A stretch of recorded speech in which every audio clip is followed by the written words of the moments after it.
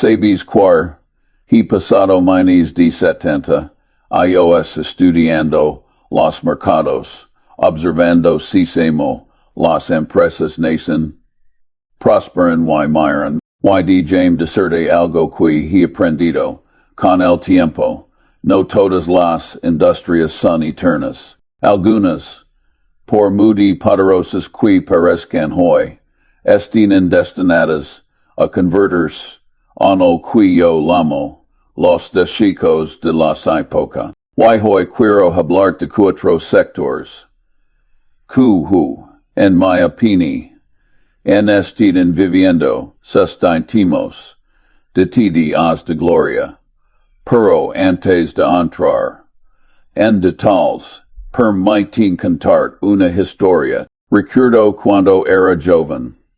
All por los años 50 y 60, todo el mundo pensaba que estas industrias eran invencibles. Las grandes aceras, las compañías ferroviarias, los fabricantes de máquinas de escribir, parecen eternas, y sabes cuando pasan. Todas fueron arrasadas por el cambio tecnológico y la evolución del mercado.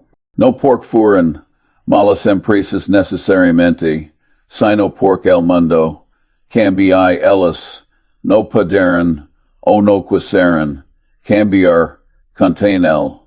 Esta es la naturaleza del capitalismo. Amigo impide, es un sistema de destrucción creativa, como deca Schumpeter.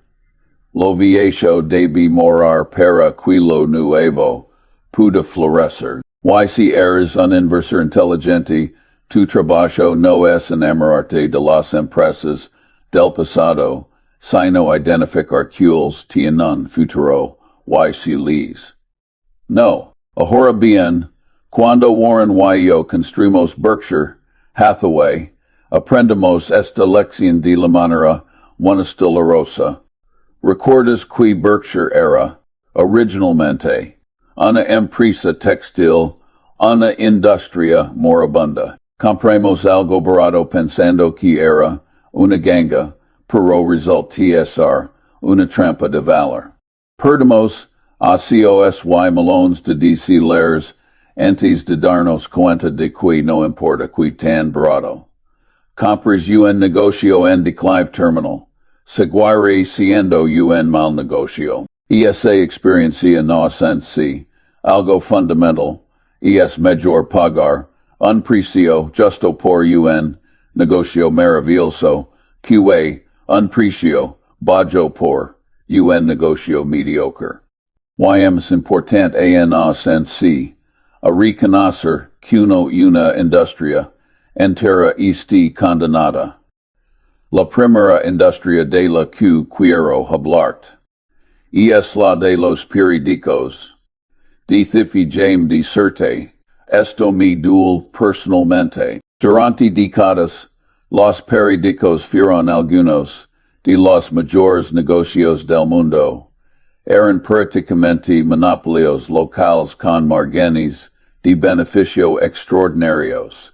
Recuerdo cuando compramos participaciones en empresas de medios, estos negocios generaban efectivo como si tuvieran una máquina de imprimir dinero, y en cierto sentido, literalmente la tenían, porque eran tan buenos.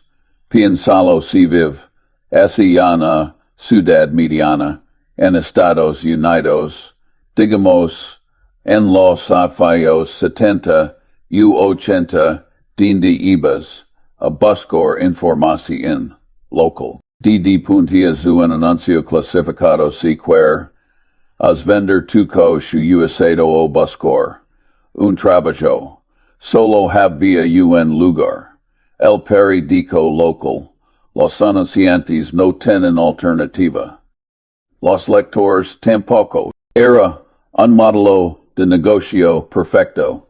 Alto margen baja, inversión de capital, una vez establecido, y una barrera de entrada casi insuperable. Warren y yo, vamos estos negocios. Dijeco sempre deca qui si pudiera comprar todos los periódicos del país, pero entonces leí internet.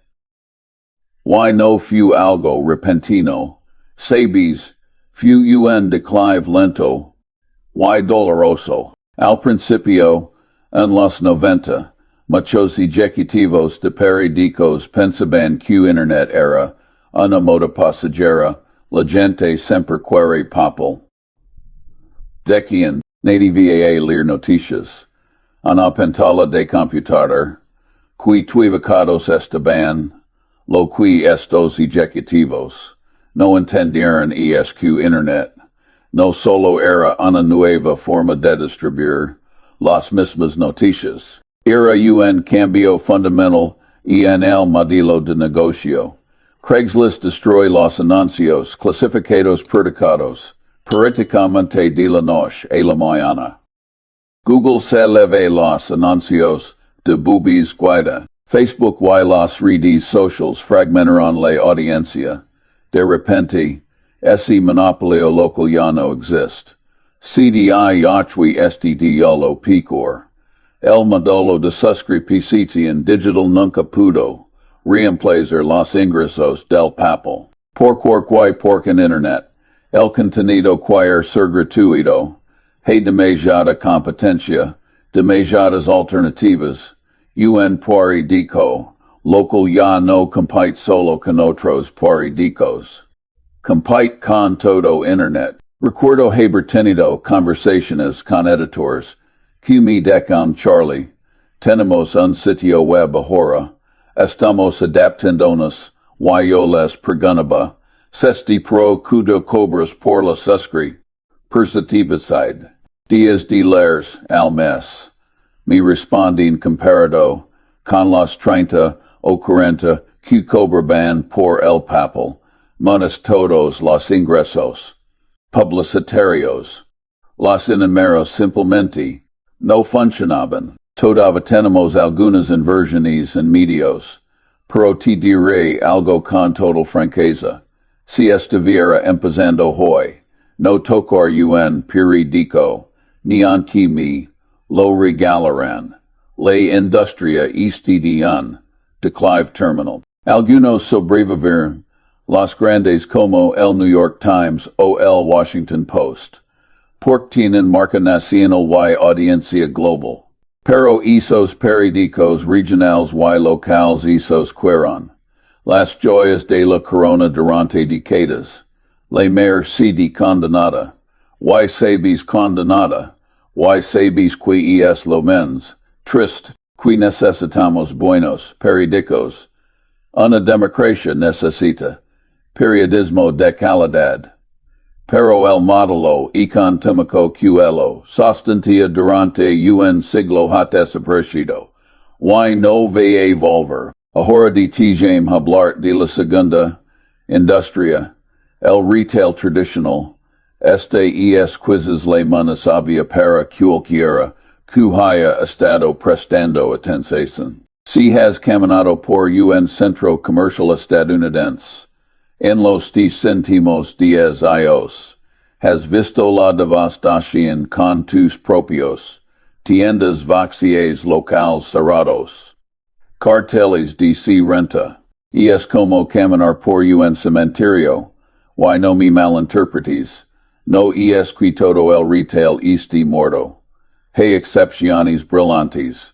Costco, por ejemplo, es un negocio magnífico. Pero Costco no es retail traditional en el sentido conventional, es un club de members su a qui ofrece valor.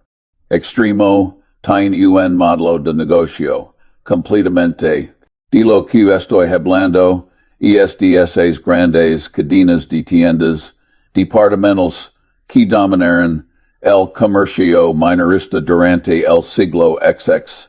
Sears, JCPenney, Macy's, Empresas que Peric, and Invencibles. ¿Recuerdas cuando Sears era el Amazon de esa época? Podías comprar literalmente cualquier cosa en su catálogo, desde un martillo hasta una casa prefabricada. Pero entonces legui Amazon y acuartiste la cosa que mucha gente no entiende. Amazon no gana solo porque era menos barato o menos conveniente, aunque ambas cosas son ciertas. Amazon ganan porque elimin la fricción del proceso de compra.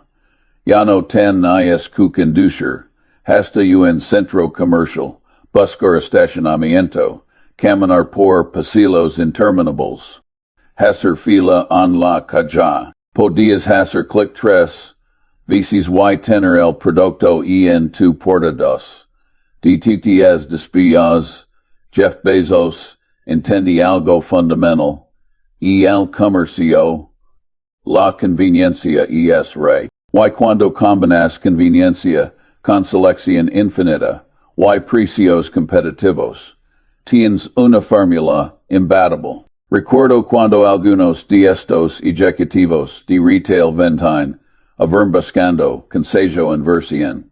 Les preguntaba, ¿cuál es tu ventaja competitiva contra Amazon?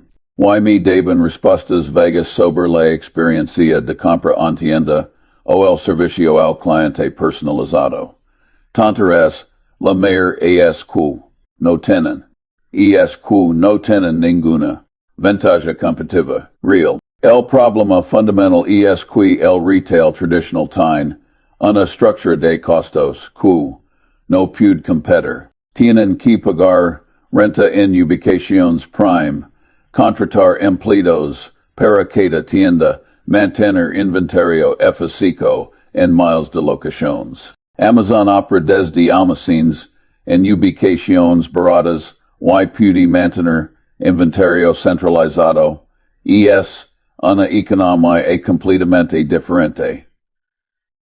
Y luego el tema de los datos. Amazon sabe exactamente que buscan sus clientes, que compran, que no compran, que productos se venden juntos. Pueden optimizar su inventario y esas recomendaciones. Con precisión matemática. Una tienda física no tiene ni remotamente ese nivel de información. Ahora, algunos retailers intentarán volverse omnicanal, tratando de combinar tiendas físicas con presencia online. Y unos pocos lo han hecho bien Walmart, por ejemplo, ha invertido miles de millones en su infraestructura digital y está dando pili. Target también STC haciendo movimientos inteligentes, pero por cada sitio, hay 10 fracasos.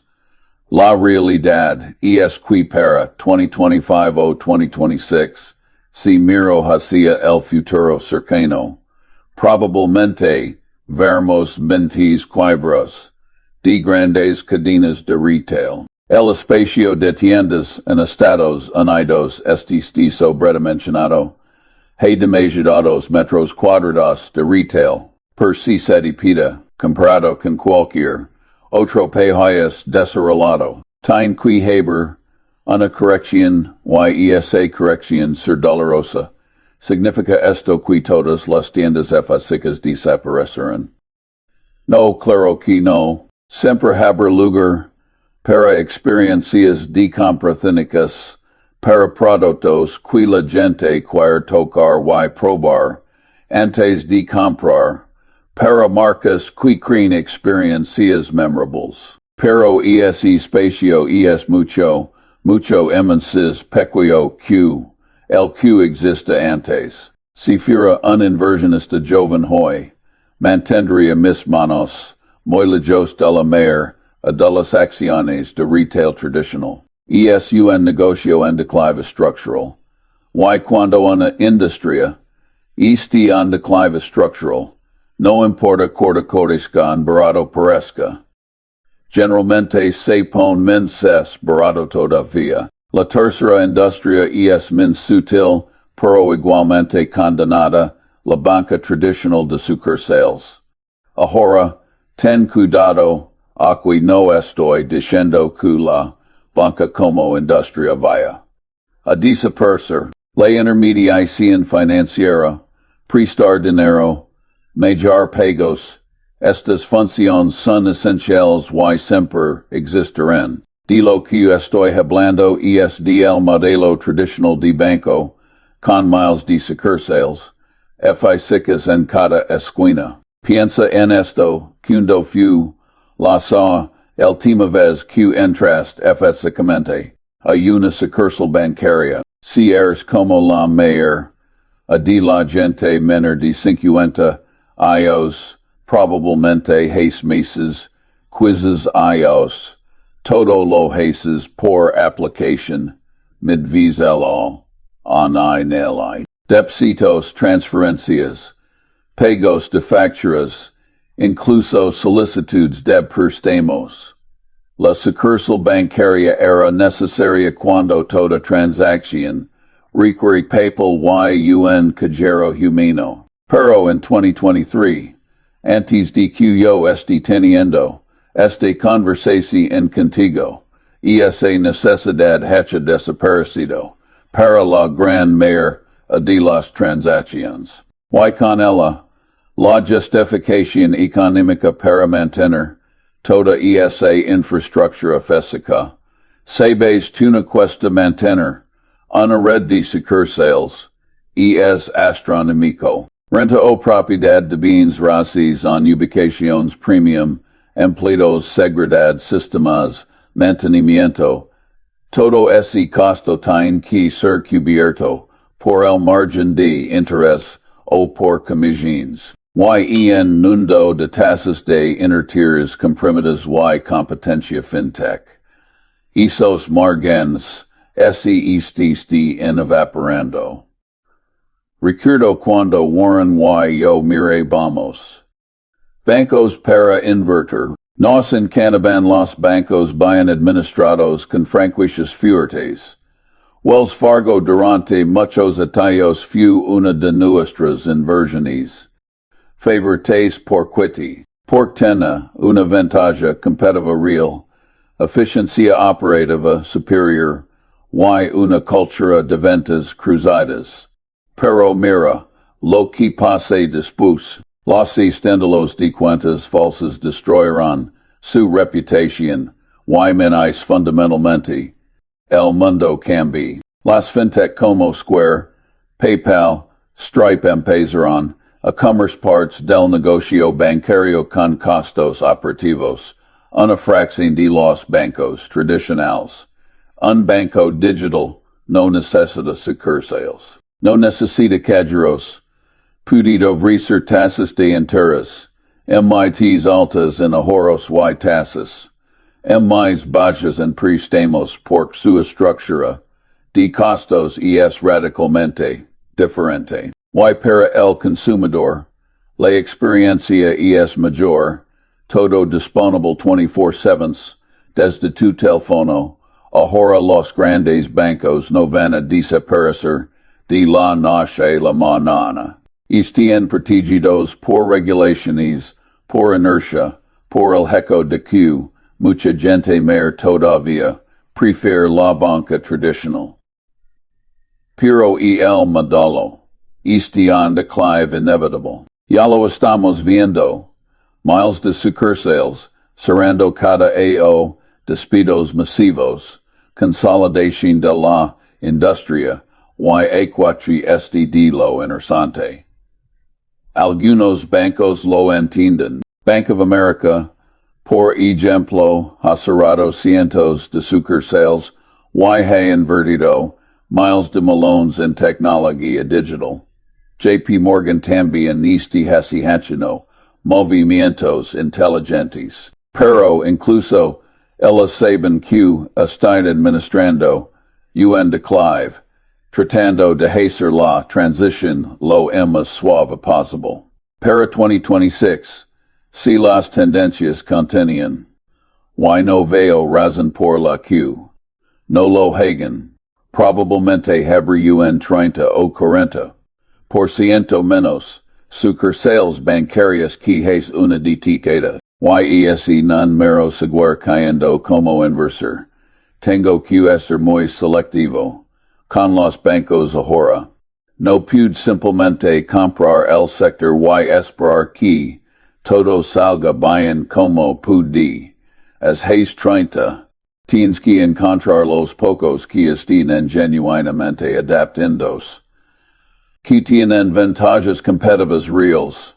Que no estén simplemente posponiendo lo inevitable. Y finalmente, la corta industria, los seguros de vida tradicionales. Esta puede sorprenderte un poco, pero de tu me explicar por qué creo que el módulo tradicional de seguros de vida esté condenado, o al menos necesita una transformación radical. El seguro de vida tradicional, especialmente el seguro de vida entera con esos agentes que van porta oti presionan on reuniones, fue uno de los grandes negocios del siglo XX.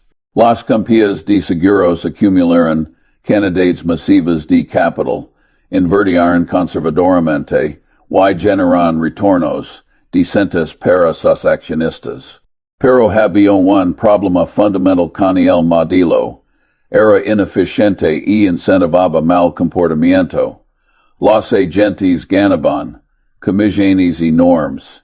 A veces el 50 o 60% de la prima del primer ATDO. Esto crea un incentivo para vender productos inadecuados, para presionar a la gente a comprar más seguro del que necesitaba para ser francamente deshonestos. Warren y yo vimos esto de primera mano cuando compramos National Indemnity y otras aseguradoras. La parte de seguros de propiedad y casualidad era un buen negocio si se administraba correctamente. Pero el seguro de vida tradicional nos permite problem tico y ahora con Internet y la tecnología el módulo va siendo desintermediado. Por necesitas un agente de seguros que te visite en casa cuando puedes comparar precios de docenas de compañías y en LA ni en 5 minutos. Por cualquier as comisiones del 50% incorporadas en tu prima cuando puedes comprar directamente. Además, el producto mismo está cambiando. La mayoría de la gente no necesita seguro de vida entera, en parte seguro y en parte inversión. En producto caro y confuso que beneficia desde la compañía de seguros que al cliente. Lo que la gente realmente necesita es seguro de vida, a término simple, barato, transparente. Y adivina que las compañías tech lo están ofreciendo. Startups que usan algoritmos y enlaces de datos para subscriber visualizas pido y más barato que las aseguradoras tradicionales. Pueden darte una cotización en minutos, basándose en datos públicos y unos pocos formularios. Sin necesidad de exámenes médicos para montos moderados. Significa esto que todas las aseguradoras van a quebrar. Number las grandes como MetLife o Prudential, Stephen, adaptando, lanzando productos digitales, reduciendo sus fuerzas de ventas. Pero el modelo tradicional, en el que un agente construye una carrera vendiendo pisalizas cara a cara, ese modelo está muriendo. Para 2026, si proyecto las tendencias actuales probablemente veremos una consolidación masiva en la industria. Las pequeñas y medianas aseguradoras que no pueden invertir en tecnología, acertan absorbidas o desaparecer en las grandes que se adaptan sobreviven. Pero acertan negocios muy diferentes. Como inversor en este industria, tienes que ser extremadamente cuidadoso. No puede simplemente mirar el precio e ganancias. Histórico y pensar que estés comprando barato. Tienes que preguntarte. ¿Tiene este cambia en futuro? ¿Estai invirtiendo en las capacidades correctas? Su modelo de negocio será relevante en días años entonces, ¿qué haces con esta información? Mira si que esto puede sonar pesimista. Cuatro industrias enormes en declive terminal o transformación radical. Pero así es el capitalismo, amigo, siempre ha sido así. Lo que es nuevo hoy será obsoleto mañana. La pregunta importante no es si estas industrias van a declinar. Eso ya lo sabemos. La pregunta es si llamo responde como inversor. Mi consejo, basado en 70 años de experiencia, es simple, no trates de atrapar, en cuchillo cayendo. Cuando una industria en declive estructural, generalmente, hay mayores lugares para poner tu dinero. Si puede haber oportunidades típicas ocasionales, empresas individuals que están ganando participación de mercado mientras la industria se contrae, pero esa son la excepción, no la regla. En cambio, busca las industrias y empresas que benefician de estos cambios. Si el retail tradicional está muriendo, quizzes e-commerce y logística son interesantes. Si los bancos tradicionales tienen problemas, quizzes fintech o procesadores de pagos tienen futuro. Si los periódicos están colapsando, quizzes las plataformas digitales dominantes valen la pena. Pero ten cuidado. No todo lo que es nuevo o tecnológico es automáticamente una buena inversión. Muchas de estas empresas tecnológicas no tienen modelos de negocio sostenibles. Este fin quemando efectivo, como si hubiera, mañana. La burbuja de Internet, de los años 2000 de burbujebernos, en sitiado, esa lección. Lo que buscas son negocios con ventajas competitivas reales y sostenibles, que bien industrias con vientos de cola, no vientos en contra.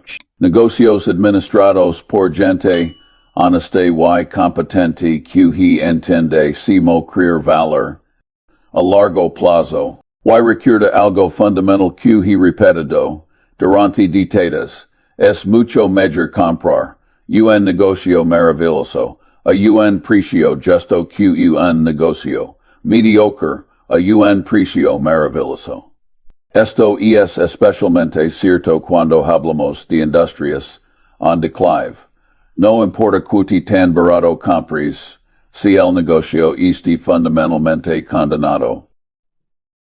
Vas a perder dinero. Warren y yo aprendemos esta lección dolorosamente con Berkshire Hathaway, original que era una textilera, compramos barato, pensamos que éramos inteligentes. Resulta que seremos tontos. Perdemos ellos tratando de hacer funcionar negocio que simplemente no tiene futuro. No cometas el mismo error. Si una industria está en declive estructural, si las fuerzas fundamentales están en su contra, al shade, no importa qué tan tentador parezca el precio, una última. Sabes quani pares fascinante, quani mi vida he visto este patrón repetirse, una y otra vez. Industrias quaparec, and eternas desaparecen. Empresas que dominaban sus mercados se vuelven irrelevantes cuando era joven. Las grandes aceras estadounidenses parecen invencibles. Ahora la mayor han desaparecido o son sombras de lo que fueron, los ferrocarriles dominaban el transport. Luego vinieron los automóviles, y los aviones, las máquinas de escribir, las maras de película, los videoclubs de renta, todos parecen negocios permanentes hasta que dejaron de serlo. La lección es simple, pero profunda, nada es permanente en los negocios excepto el cambio mismo y como inversor. Tu trabajo no es enamorar del pasado, sino entender el futuro. Estas cuatro industrias de las que hemos hablado hoy, periódicos, retail tradicional, banca de sucursales y seguros de vida convencionales. Todas están siguiendo el mismo camino que esas industrias anteriores. Puede tomar años, incluso décadas, pero la dirección es clara. Y así estás invirtiendo tu dinero duramente ganado, necesitas aceptar esta realidad. No pelees contra las olas inevitables del cambio, surfe sobre ellas. Ahora, esto no significa que debas vender, periódico todas tus inversiones, en estos sectores mañana. Algunas empresas individuales, sobrevivir incluso prosperarán, los grandes bancos, no van a desaparecer. Amazon está disrumpiendo retail pero Walmart. Todavía es un negocio enorme. El New York Times encontró una forma de prosperar como periódico digital, pero tienes que ser selectivo, muy selectivo. Y tienes que estar constantemente reevaluando tus tesis de inversión en el mundo. No se detallan las condiciones cambian, lo que fue verdad ayer puede no ser verdad mañana. En Berkshire, nuestra filosofía siempre ha sido mantener inversiones a largo plazo en negocios maravillosos. Pero eso no significa mantenerlas para siempre sin importar cuánto. Significa mantenerlas mientras las características fundamentales del negocio permanezcan intactas. Cuando esas características cambian, cuando una industria empieza a mostrar signos de declive terminal, es tiempo de reconsiderar. He vivido lo suficiente para ver múltiples ciclos de destrucción creativa. Y te diré algo, es a la vez emocionante y un poco triste. Emocionante porque el cambio crea oportunidades. Nuevas industrias emergen, nuevas fortunas se crean. Triste porque gente buena pierde trabajos. Empresas con historias orgullosas desaparecen. Comunidades enteras pueden ser devastadas. Pero así es el capitalismo. Es un sistema brutal pero extraordinariamente eficiente para asignar recursos a sus usos medios productivos. Las industrias que no agregan valor suficiente mueren. Las que se prosperan. Y nosotros como inversores tenemos que aceptar esa realidad. Así que muy consejo final para ti sat, mantén los ojos abiertos. La mente flexible. Y nunca dejes de aprender. El mundo está cambiando inmenso pido, ahora que en cualquier momento de mi vida. La tecnología está acelerando todo las ventajas competitivas. Duran menos tiempo. Las industrias pueden ser transformadas en años. No décadas y no estás constantemente aprendiendo. Constantemente adaptando, constantemente cuestionando tus suposiciones. Vas a quedar atrás. Y recuerda, en los negocios y en la inversión no tienes que hacer cosas extraordinarias para obtener resultados extraordinarios. Solo tienes que evitar cometer errores, tantos de manera consistente. Y uno de los errores más tantos que puedes cometer es inverter en industrias con declive estructural, esperando resultados diferentes. No cz tipo de tanto, sed di inteligente. Seti paciente. Y cuando vias una industria claramente en camino de volvers, en deseco de la época, como estas cuatro de las quijimos, hablado, ten ley sabedura de mantenerte. Alejado, salir mientras pudas. Es la verdadera sabedura. De inversión saber cutar. Es tan importante como saber y comprar. Quizzes emputsis importante. Gracias por escuchar este viejo hablar. Ahora vi aplica estas lecciones sabiamente.